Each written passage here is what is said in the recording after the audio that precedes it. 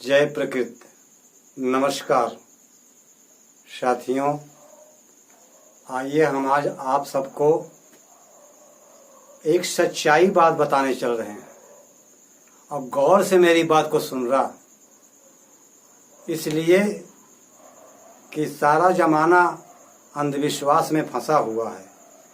जरा सोचिए, जब आज के पहले करोड़ों साल पहले जब ऋषि मुनि मोक्ष पाने के चक्कर में और उद्धार होने के चक्कर में भूखा प्यासा रह करके व्रत करके सब ये सब चले गए दुनिया से, तो धीरे धीरे भारत की संख्या तो देश की संख्या तो कम होनी चाहिए ना। आप सब सोचिए, कम होनी चाहिए, लेकिन संख्या कम होने के बजाय बढ़ती चली जा रही है। पूजा पटैया करके कितना सब चले जा रहे हैं, लेकिन संख्या बढ़ने के अलावा घट नहीं रही है। आखिर आत्मा अमर होती है, पुराण भी कहते हैं कि आत्मा अमर होती है। अगर आत्मा अमर होती है साथियों, तो आप जरा सोचिए कि आत्मा अमर होती है तो जो आत्मा मर गई वही फिर से जन्मना चाहिए, लेकिन वो फिर जन्म लेकर नहीं आती है। सन 1951 ईस्वी में भारत की जनगणना आज़ादी के बाद कराई गई थी। 1951 ईस्वी में जब 36 करोड़ जनसंख्या थी, लेकिन तब से आज तक लगभग 150 करोड़ जनसंख्या हो गई है।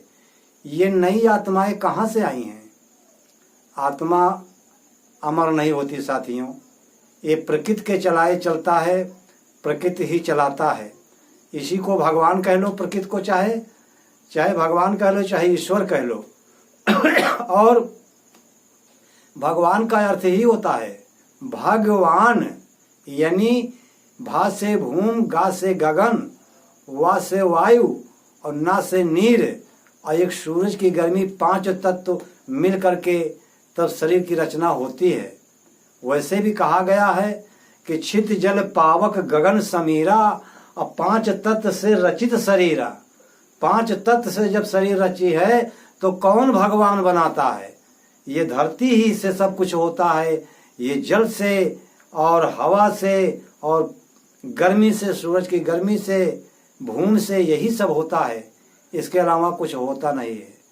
साथियों, इंसान को कभी भी ये नहीं सोचना चाहिए कि हमारे कर्म खराब बाटे। कर्म का दास नहीं बनना चाहिए, भाग्य का दास नहीं बनना चाहिए। इंसान कर्म का दास नहीं होता है, कर्म का दास नहीं होता साथियों, बल्कि कर्म का जन्मदाता होता है, कर्मों का जन्म दाता होता है। और जैसा ही कर्तव्य वो करेगा वैसा ही उसका कर्म बनेगा, ये मान के चलिए। और ना कोई जन्माता है ना कोई मारता है, सृष्टि का नियम ही ऐसा है। ये इसी में आत्माएं विलुप्त हो जाती है। ये 5 तत्व में मिल जाते हैं, और फिर 5 तत्व से फल फूल और अन्न आदि चीज़ों से लेकर के जड़ी बूटी वगैरह सब में ये शक्तियाँ होती हैं। और इन्हीं का सेवन करके, मानो इन्हीं का सेवन करके खा पी कर जब बलिंद होता है, उसके ताकत आती है तो उन्माद जगता है। तब संभोग वासना जब सताती है, तो जब संभोग वासना सताती है तो वही शक्तियों का मुख्य तत्व निकल कर जैसे माठा मारा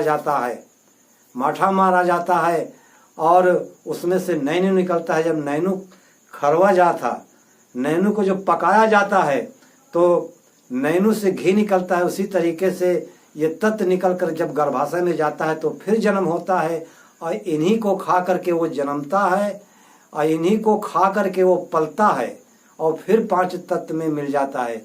इसलिए कर्म पर आधारित, अपने कर्तव्य पर आधारित अपना कर्म बनाइए। ऐसा ना सोचिए कि हम कर्महीन हैं। अपने कर्तव्य से ही अपना कर्म बनता है, जीवन खुशहाल होता है। जैसा कर्म करोगे, वैसे भी कहा है कि जैसा कर्म करोगे वैसा फल देगा भगवान। यही भगवान, यही भूमि, गगन, वायु, नीर और गर्मी सूरज की, ये वैसा ही फल देगा। जैसा कर्म करोगे वैसा फल देगा भगवान। ये है गीता का ज्ञान। असल तत्व किताबों में कहीं न कहीं कुछ न कुछ दे दिया है, लेकिन उस असल तत्व को झुठला करके लोग आज देवी देवताओं के ढकोसले में, मिट्टी की मूर्त में, पत्थर की मूर्त में, इसी में पड़े हुए हैं। इसलिए मेरे कहने का मतलब यही है साथियों कि भगवान कुछ नहीं करता, सब प्रकृति ही करता है। इसी के इशारे पे संसार चलता है, इसी के इशारे पे संसार बिगड़ता है। जिसको जब होना है जब हो जाएगा और कोई कुछ कर नहीं पाएगा। मृत्यु तो सत्य है, इस दुनिया में आकर के मृत्यु तो सत्य है साथियों, लेकिन मृत्यु के पहले ऐसा काम करिए कि कम से कम एकता, अखंडता, भाईचारा, सौहार्द बना करके जीवन बनाइए, जीवन चलाइए। यही हमारे काम आएगा, यही जन जन के लोगों के काम आएगा। ये बात मैं नसीहत की बता रहा हूँ, इस पे ध्यान देने की बात है। किसी चीज में सुन लेने के बाद, अगर सुन लिया, यूट्यूब में सुन लिया या कहीं समझाने पर सुन लिया, तो इसका मतलब नहीं है कि इस कान से सुना और इस कान से निकाल दिया। निकाल देने से कुछ नहीं होगा, उसको अमल में लाना पड़ेगा। अमल में जब तक लाओगे नहीं तब तक कोई काम होने वाला नहीं है। और जिस व्यक्ति ने अमल में लाया है उस व्यक्ति का जीवन सार्थक हो गया है।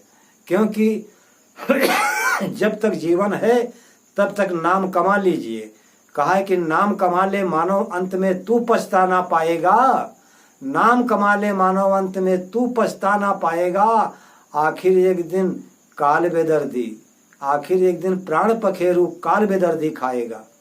तो आखिर तो एक दिन सबको मृत्यु सत्य है और यहाँ से जाना है। इसलिए ऐसा नाम कमाओ, यश कमा लो, बड़ाई कमा लो, कमा करके ऐसा कमाओ कि अपने जीने का साधन बना लो।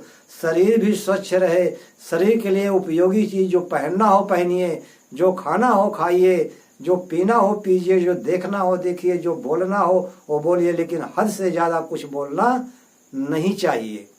इसीलिए हद से ज़्यादा देखना, हद से ज़्यादा सुनना, हद से ज़्यादा बोलना, ये सब चीज़ नाशवान होती है।